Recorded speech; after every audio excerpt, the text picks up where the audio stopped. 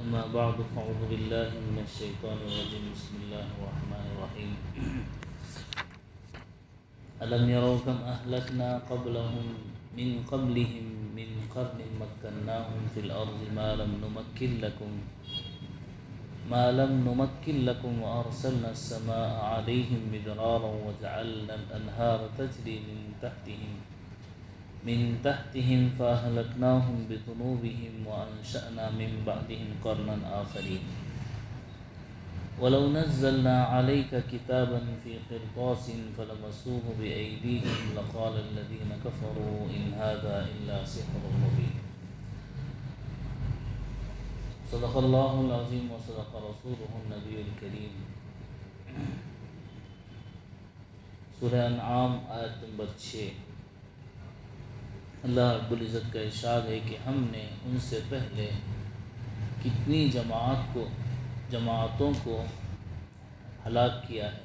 کیا آپ نے نہیں دیکھا، کیا انہوں نے نہیں دیکھا کہ ہم نے ان سے پہلے کتنی جماعتوں کو ہلاک کیا ہے جن کو ہم نے زمین میں یعنی دنیا میں ایسی قوت دی تھی کہ تم کو وہ قوت نہیں دی، اور ہم نے ان پر خوب بارشیں برسائیں اور ہم نے ان کے نیچے سے نہریں جاری کی، پھر ہم نے ان کو ان کے گناہوں کے سبب ہلاک کر ڈالا اور ان کے بعد دوسری جماعتوں کو پیدا کر دیا.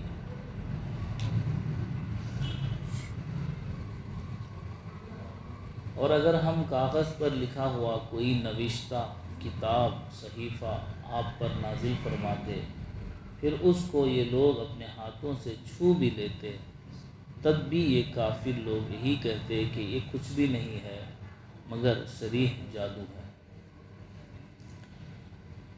سورہ انعام کی آیت نمبر 6 اور 7.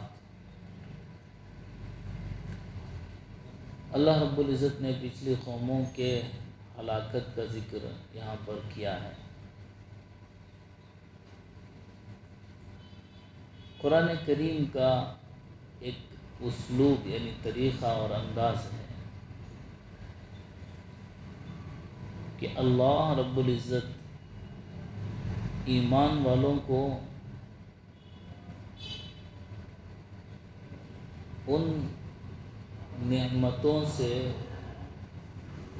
یاد دہانی فرماتے ہیں، ان چیزوں کی طرف یاد دہانی فرماتے ہیں جو اللہ نے بنائی ہیں، غور و فکر کی دعوت دیتے ہیں،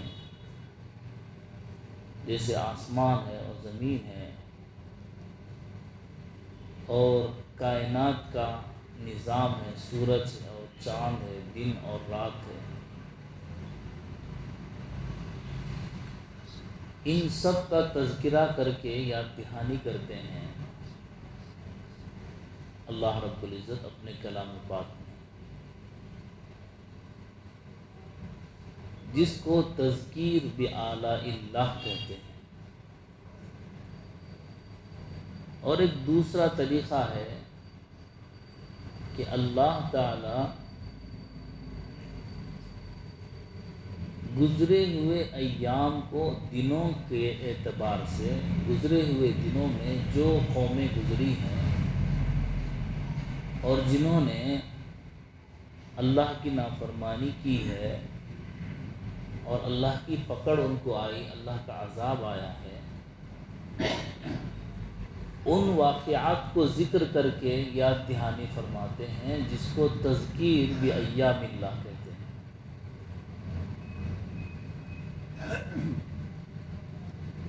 تذکیر بآلاء اللہ، اللہ کی نشانیوں، اللہ کے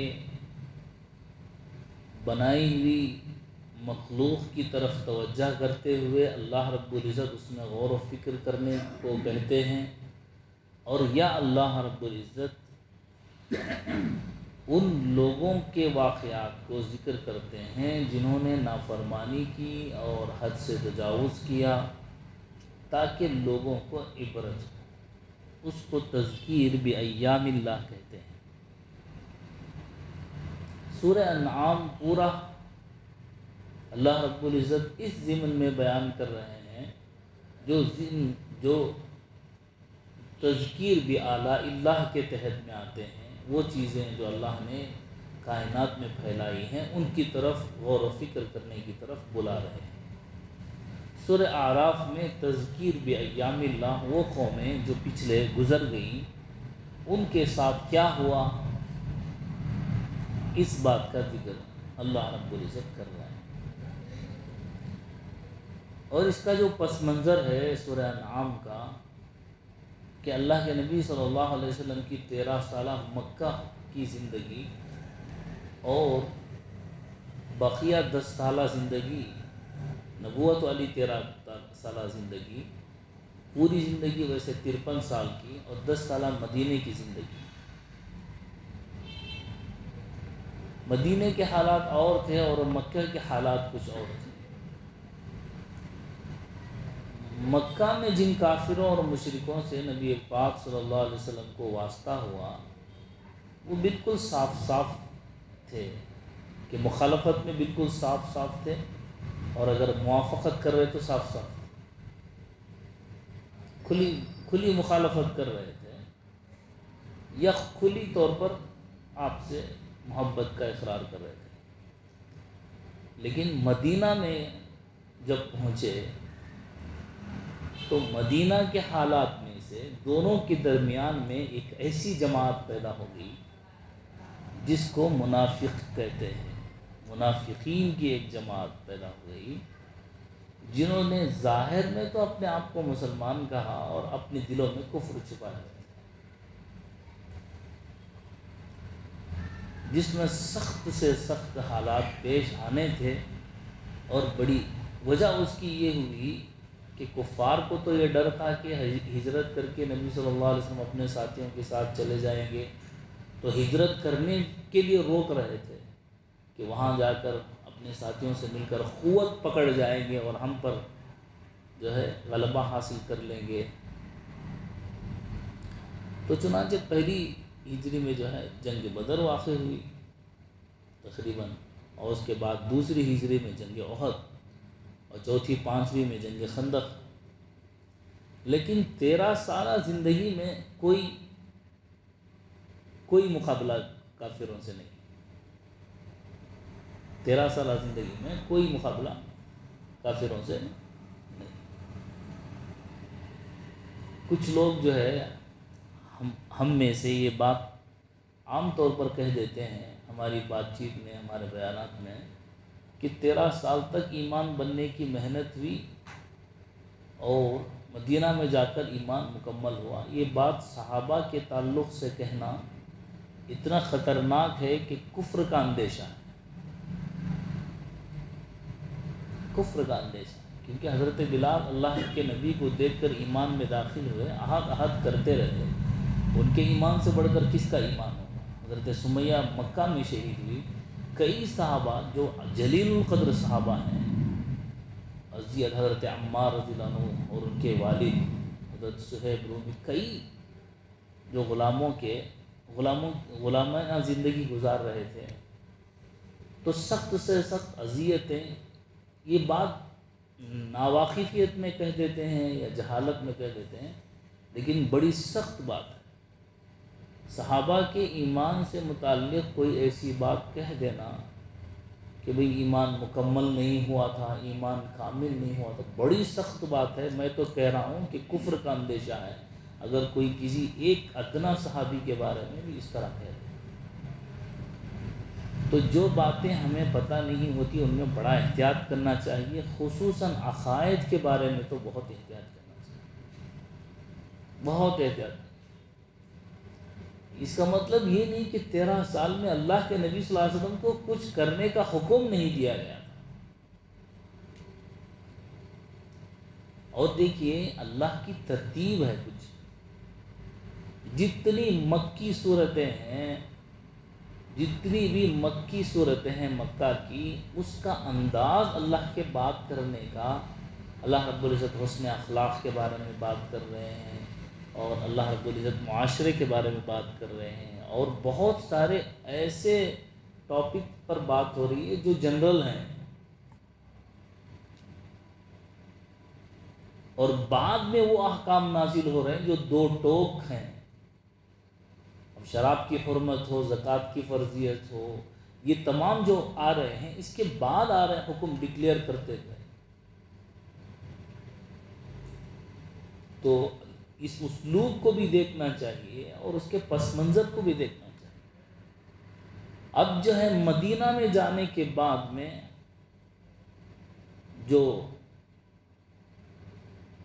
صورتحال پیش آئی وہ یہ تھی کہ اب مدینہ میں ایک اور جماعت پیدا ہو گئی جو ظاہراً مسلمان کہلانے لگی، اپنے آپ کو ایمان والا ظاہر کرنے لگی، لیکن در پردہ پیچھے سے اسلام کی دشمنی وہ کھلم کھلا کرنے لگی.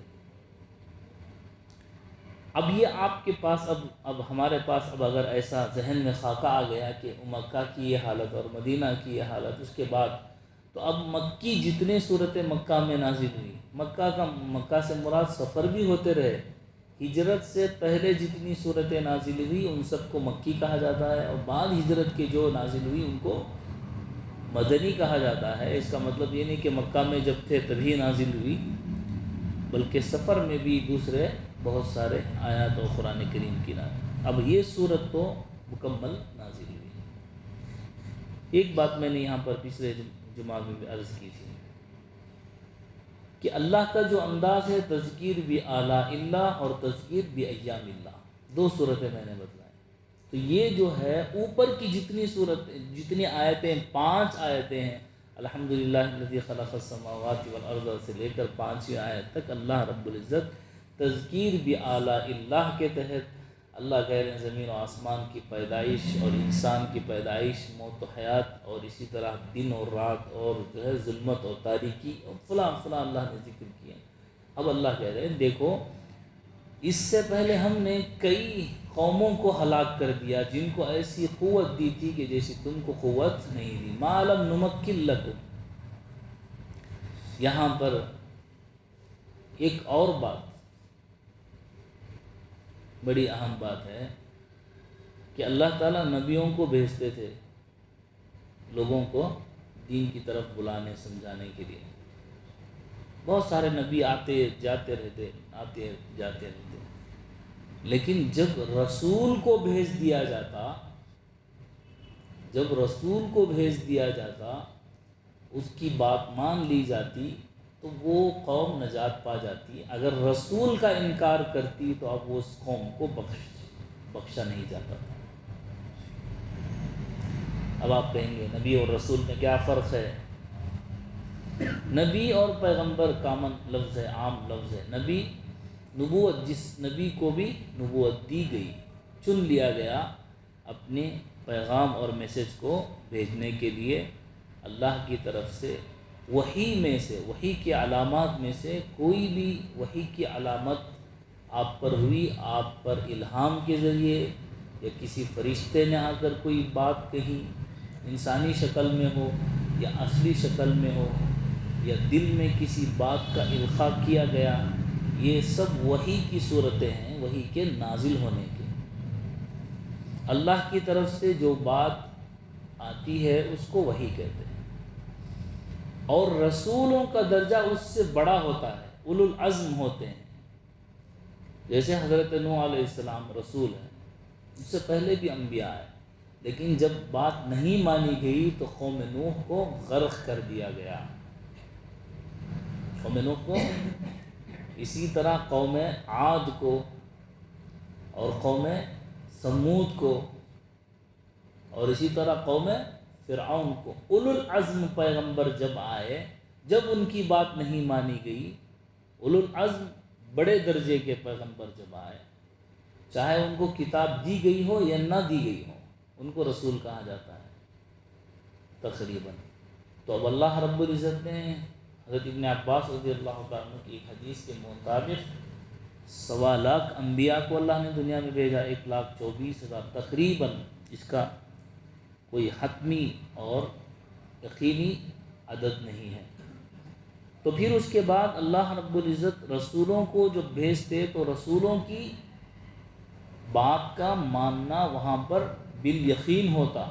اگر ان کی بات کا انکار کیا جاتا تو قومیں ہلاک کر دی جاتی. اب یہاں اللہ رب العزت اس بات کا ذکر فرما رہے ہیں الم یروا کما اہلکنا من قبلہم من قرن مکناہم فی الارض ما لم نمکن لکم وارسلنا السماء علیہم مدرارا وجعلنا الانہار تجری من تحتہم فاہلکناہم بذنوبہم وانشأنا من بعدہم قرنا آخرین۔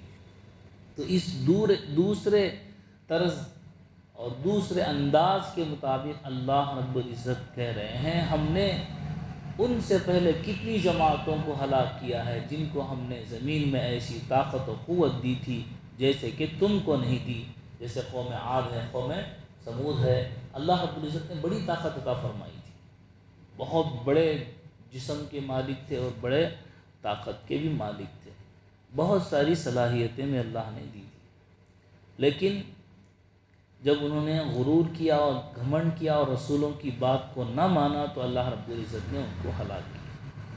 وَأَرْسَلْنَا السَّمَاءَ عَلَيْهِمْ مِدْرَارًا، اور اللہ نے کہا ہم نے ان کے نیچے سے نہریں جاری کر دی، فَأَهْلَكْنَاهُمْ بِذُنُوبِهِمْ وَأَنشَأْنَا مِن بَعْدِهِمْ قَرْنًا آخَرِينَ۔ اور دوسری جماعتوں کو اللہ نے، قوم سبا بھی ہے جنہوں نے اپنے باغات پر بڑا، جنہیں بہت گھمنڈ تھا، قوم سبا۔ اب اللہ رب العزت نے ان کو 1 2 3 ایسے نبی بھیجتے رہے، جب انہوں نے ان کو انکار کیا یہاں تک کہ ان کا قتل کیا لوگوں نے، دوسری قوموں نے بھی، لیکن باوجود ان کی اچھی طاقت کے، باوجود خوشحال ہونے کے، اللہ نے ان کو ہلاک کیا۔ میں نے پچھلے جمعہ بھی کہا اللہ کا جو لشکر ہے اس کو کوئی نہیں جانتا۔ انہوں بڑا، حضرت قوم سبا کو بڑا گھمنڈ تھا۔ 22ویں پارے میں سورۃ سبا میں اللہ رب العزت اس کا ذکر فرمایا ہے۔ مختصر عرض کرتا ہوں کہ جب ان کو اتنا گھمنڈ ہو گیا کہ ہمارے یہ باغات ہیں جو کبھی ختم نہیں ہوں گے، ہمارے پاس یہ فراوانی ہے، بہت ساری چیزیں ہیں، تو انہوں نے ان باغات کی حفاظت کے لیے، باغات کا بڑا ذکر ہے کہ کئی میل تک ان کے پاس جو ہے ایسے باغات تھے کہ دھوپ کی گرمی زمین پر نہیں پڑتی تھی، اتنے درخت تھے، کئی میل چل کر جانے کے باوجود بھی ان کے باغات ختم نہیں ہوتے، لیکن اتنی ناشکری ہوئی، انہوں نے ناشکری کی قوم سبا نے، کہ وہ کہنے لگے لقد کان لسبإ فی مسکنہم آیہ جنتان عن یمین وشمال کلوا من رزق ربکم واشکروا لہ بلدۃ طیبۃ ورب غفور فاعرضوا، انہوں نے منہ پھیرا اور روگردانی کی، ناشکری کی، کہنے لگے یہ کیا سایہ ہی سایہ، چھاؤں بھی چھاؤں ہے، ہمیں دھوپ بھی چاہیے اور فلاں چیز چاہیے۔ جب آدمی کی عقل جو ہے اس پر شیطان سوار ہو جاتا ہے تو ہر اچھی چیز کا وہ انکار کرنے لگتا ہے۔ تب اللہ رب العزت نے ان کے باغات کو تباہ کر دیا، جن پر گھمنڈ تھا ان کو، جن پر غرور تھا، اور انہوں نے جو ہے پانی کو روکنے کے لیے بڑے بڑے ڈیم بنوائے تھے، اور وہی ان کی طاقت سمجھی جاتی تھی کہ بڑے ڈیم میں پانی کا ذخیرہ موجود ہے، جب چاہے اپنے باغات کو وہ سیراب کر سکے۔ فَأَرْسَلْنَا عَلَيْهِمْ سَيْلَ الْعَرِمِ وَبَدَّلْنَاهُمْ بِجَنَّتَيْنِ ذَوَاتَيْ أُكُلٍ خَمْطٍ وَعَسْلٍ وَشَيْءٍ مِّن سِدْرٍ خَلِيلٍ ذَلِكَ جَزَيْنَاهُمْ بِمَا كَفَرُوا وَهَلْ نُجَازِي إِلَّا الْكَفُورَ۔ اسی اللہ رب العزت نے بند ڈیم کے ذریعے سے ایسا سیلاب بھیجا کہ جن باغوں پر ان کو گھمنڈ تھا وہ تباہ و برباد ہو گئے۔ اللہ کہتے ہیں یہ ان کا بدلہ ہے ان کی ناشکری کا، ہر ناشکرے کو ہم ایسا ہی عذاب دیا کرتے ہیں، ایسا ہی دیا کرتے ہیں۔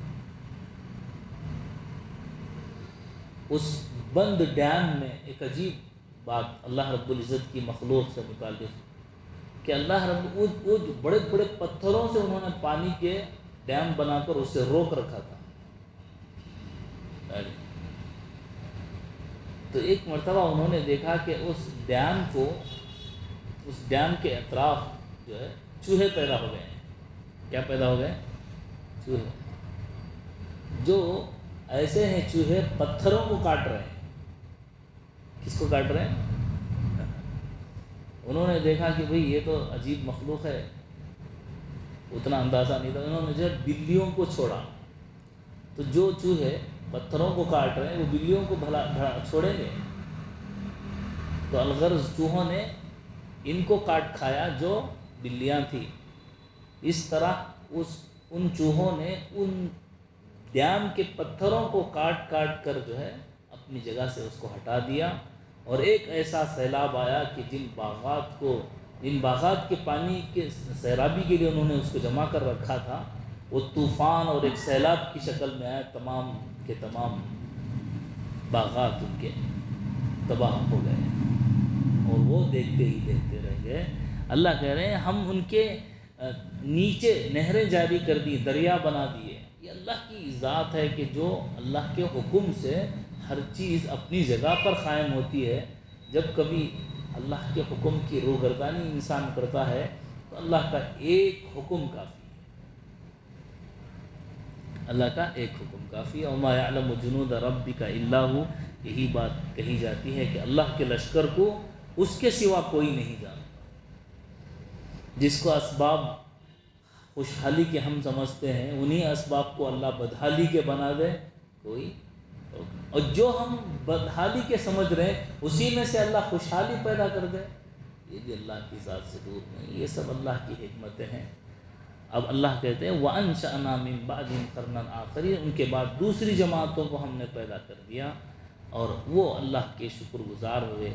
تو یہ بات اللہ رب العزت تذکیر بایام اللہ کے گزرے ہوئے ایام اور واقعات کے تحت میں لوگوں کو نصیحت کر رہے ہیں، لوگوں کو وعظ کر رہے ہیں، لوگوں کو یاد دلا رہے ہیں۔ تو اللہ رب العزت نے یہاں فرمایا وَأَنشَأْنَا مِن بَعْدِهِمْ قَرْنًا آخَرِينَ، ان کے بعد ہم نے دوسری جماعتوں کو پیدا کر دیا۔ اور یہاں ایک بات یہ بھی بتلائی فَأَهْلَكْنَاهُمْ بِذُنُوبِهِمْ، ایسا نہیں کہ اللہ نے ان کو ایسے ہی ہلاک کر دیا، بلکہ ان کے گناہوں کی وجہ سے ان کو ہلاک کیا، ان کی ناشکری کی وجہ سے، ان کے گناہوں کی وجہ سے۔ اللہ تعالیٰ ہم کی توفیق عطا فرمائے۔